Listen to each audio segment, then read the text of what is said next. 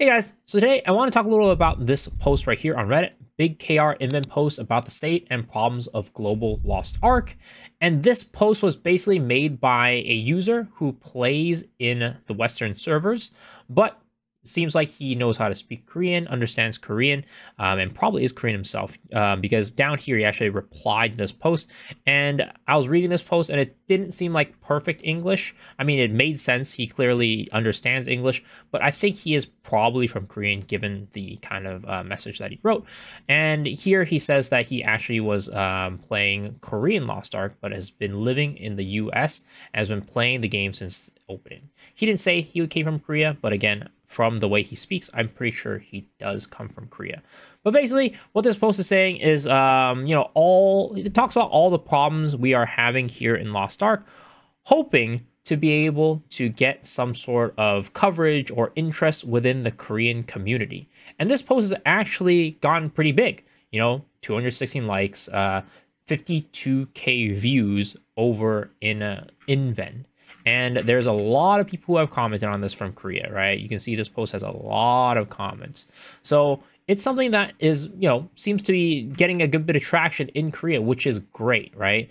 And the title that's translated is The Current Status and Future of North American Lost Ark, which seems to likely fail soon. And this post talks a lot about a lot of things that we already know, but I do think that there are quite a few interesting things that are popping up in this post that I want to talk about with you guys today. So looking at this, and again, it's Google Translate, so it's not going to be perfect. And he actually, in the Reddit post, mentions that he tried looking at Google Translate and a few things didn't make sense, but for the most part, it did. But we'll go over that together.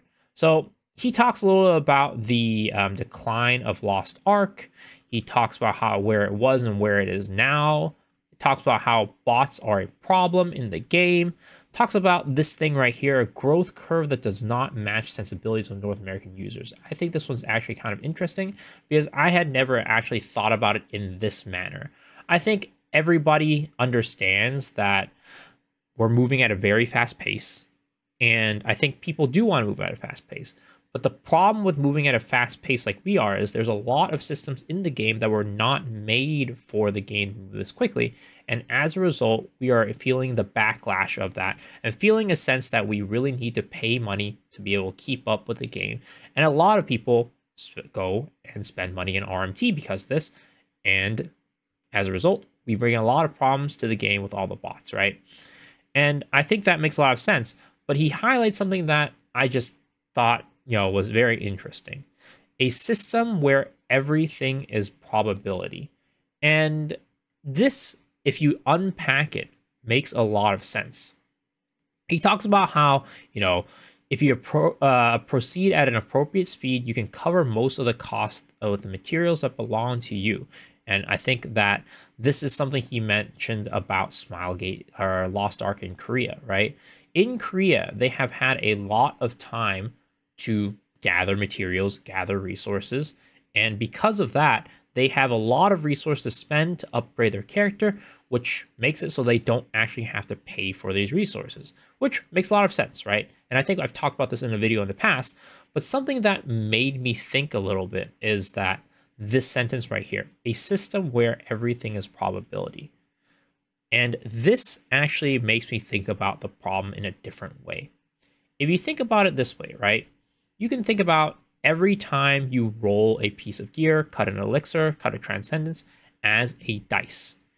If you're rolling a dice and you only have one roll a week, you can roll that dice and your chances of hitting the number that you have is low at the beginning, right? You only roll it once, your chance is 1 out of 6.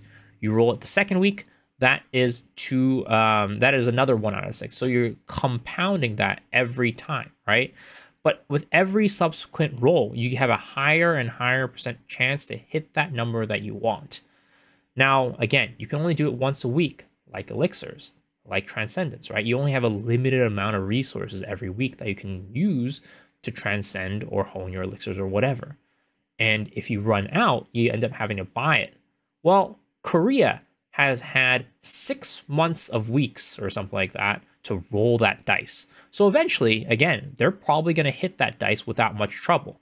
But for us, because we only had about a month or so between, let's say, Theamine and Echidna, the amount of times we can roll that dice is much lower. And as a result, our chances of hitting that dice is much lower than that of Korea. And what we need to do, well, we end up buying gold, buying stuff from RMT, buying things through the market to make sure we get more and more rolls. I mean, essentially, it really is kind of saying the same thing, but I just thought it was a very interesting way to think about it. And I think that it makes a lot of sense, right? I think that because of the way that our server has been paced, it just gives us a lot less opportunity to get these rolls every single week. And it doesn't help that things like elixirs and transcendence actually do have a limit to how much we can roll per week. We only get, like, for example, we can craft 10 extra elixirs, and that's different from honing, where we can actually keep buying. Again, it is a problem regardless of how many times you can press the button and how many times you use elixirs, how many times you can hone, but I just think that makes the problem even worse. He talks about how this game is very difficult and provides a lot of fatigue. And I think that this sentence here also, or this paragraph, makes a lot of sense.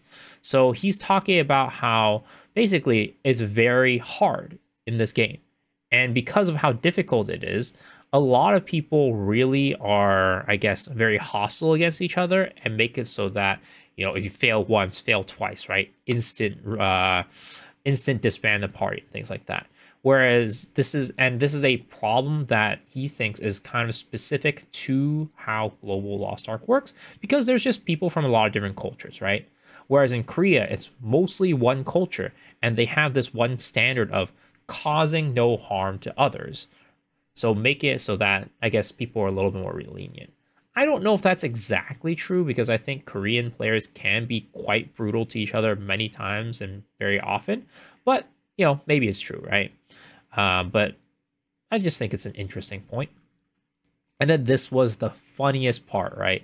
If this were Korea, Amazon's operations would receive 1 truck per day. And if you guys didn't know, what Lost Ark players do in Korea is when they have some sort of disagreement or annoyance or grievance with Smilegate, they send like a truck with like signs, talk about the how they hate Smilegate and things like that outside the office.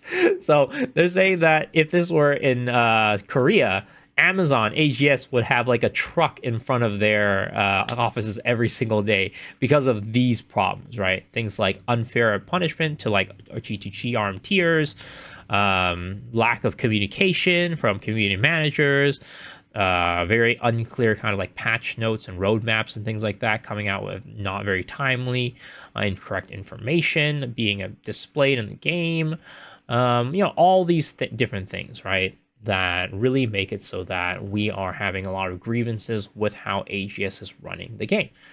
And then he also talks about things about like the population of the game and how there's really not that many parties at the moment that are viable for people to play it. But I really think that the most interesting thing, for me at least, was really this thing right here about the kind of different type of groups that you see within Lost Ark. Basically like kind of like party groups, right? We go down here talking about the raids being designed quickly to become homework. Actually, sorry, it's right here. The game systems that are finally complete through user culture and external systems. So this is something I had never known and never thought about. He talks about how there's parties in Korea that are multiple tiers of kind of like re-clear.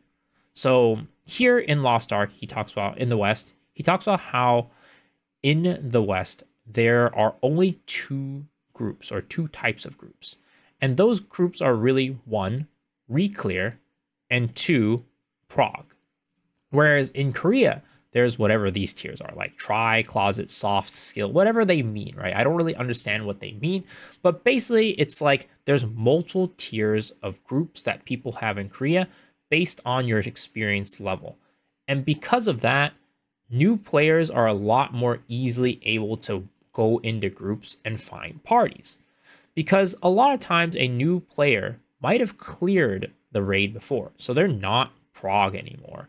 but they're not quite re-clear yet because they maybe have cleared it once, twice, or whatever. And also, they might just be getting gate kept by the re-clear parties. But if there were kind of these tiers for players to play in, then there would be a lot less gatekeeping because there is the ability to kind of go to where you are, right? Because right now in Lost Ark, there really isn't a lot of people who are in one group versus another. The Reclear is a very extreme side, and the like the homework side, and the prog is the other extreme. So it's basically people who don't know it at all versus people who are like completely experienced and are expecting no fails, right? There's no in between. So that causes a lot of the issues that we see in the raids themselves. So I thought that was very interesting. And I think he talks about how like there's some sort of like authentication, whatever, in Korea. I don't really know what that is, but there's some way that people can see how you're geared, how your progress is, and based off of that, have those levels. So I just think it's a very interesting thing to point out. And he mentioned things about like how Korea has like better videos, better guides, and things like that, which I think is probably true. Just because there's more players there, there's more people who are able to make a living as content creators and are able to, put the time into making these guides, right? People here in the West, not so much. And then he finally wraps it up by talking about how like AGS has been very, very slow with their kind of response timers and what they're doing. And a lot of it comes from because they a lot of times aren't playing the game, right? He mentions that it's not their job to do it, right?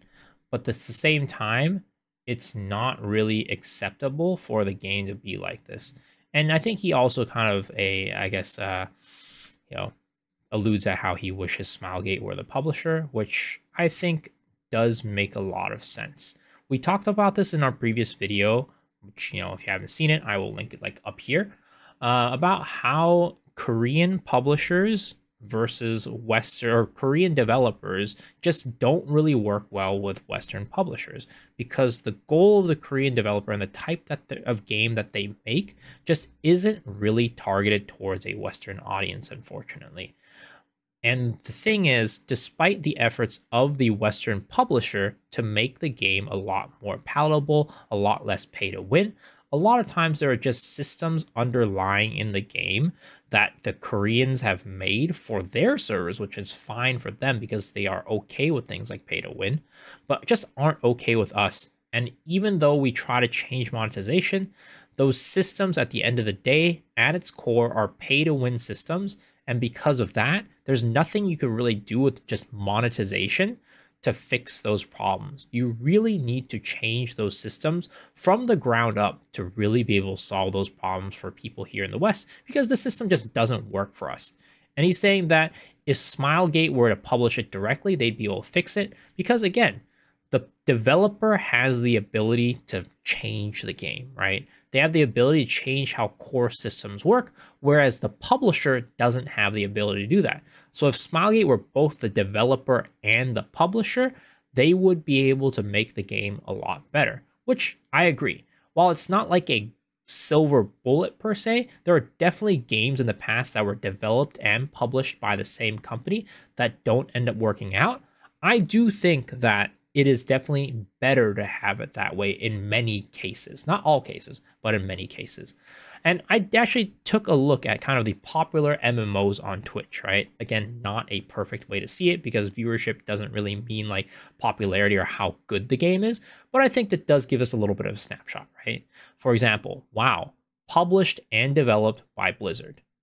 Destiny, published and developed by things like Bungie or 343 Studios. Black Desert Online, it used to not be published and developed by Pearl Abyss, but now it is. And I think the game actually, from what I've heard from players, has gone a lot better since it has been taken over by Pearl Abyss for everything, right? It used to be Pearl Abyss was the developer, and I think like Kakao Games was the publisher. And ever since they brought the game back into Pearl Abyss for both pieces, the game has been a lot better.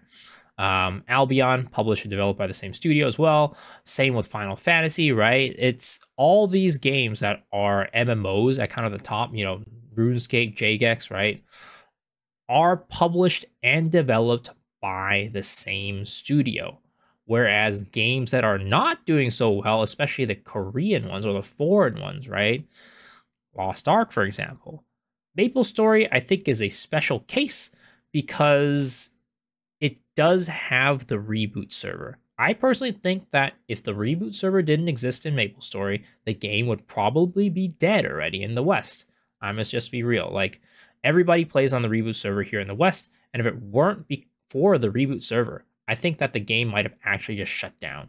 Of course, reboot server very popular here, not very popular in Korea. Well, actually kind of started becoming popular, but they kind of shut that down over there, and that's fine for them. But for us, reboot server, very popular, most popular servers, and people play on it. And again, it's not perfect, right? Even like New World, developed and published by AGS, not very popular. But I do think that in general, again, if you look at the common things out of these MMOs that are popular, is that they are published and developed by the same company. And because of that, it ends up being quite popular and quite successful. Again, I think the perfect example is BDO because it was formerly not published and developed by the same studio, but is now doing so, and is also a Korean game, by the way, and is now a lot more successful than it was in the past. So, yep. That is basically his post. He also goes down and talks a little bit more about kind of like some closing remarks here. But I think that the interesting parts really were these parts up above these closing remarks.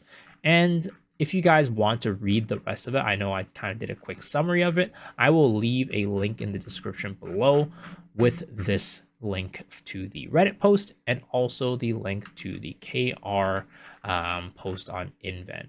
Again, we can also see some comments down here, right? I like look at the biggest upvote, right? I think the biggest problem is the publisher, which is Amazon, right? So there's a lot of people who agree here. There's a lot of people who've gotten eyes on this. And do I think that this will do anything for us? I'm hopeful it'll make them move, but I'm also doubtful that they will actually do anything because this game just isn't developed. It's not published by Smilegate, right? And as a result, they probably care a little less. Also, just because of like the monetary side of things, we're probably not making them nearly as much as Korea is making them. So there's a lot of reasons why Smilegate is probably not going to care about this. But I really hope that this will change something, and that's kind of like the goal of this user as well when they posted it. Let me know down in the comment section below what you guys think and whether you guys think that this will actually be some sort of impact for us or if it's just going to end up falling on deaf ears, right? We'll see. But as always, if you enjoyed the video, please remember to hit the like button, hit the sub button, ring the bell for notifications, and also I stream every single night on twitch.tv/MisoXshiro starting at 10 p.m. PST. So hopefully I see you guys there. But if not, hopefully I'll see y'all in the next video. All right, guys. Peace out.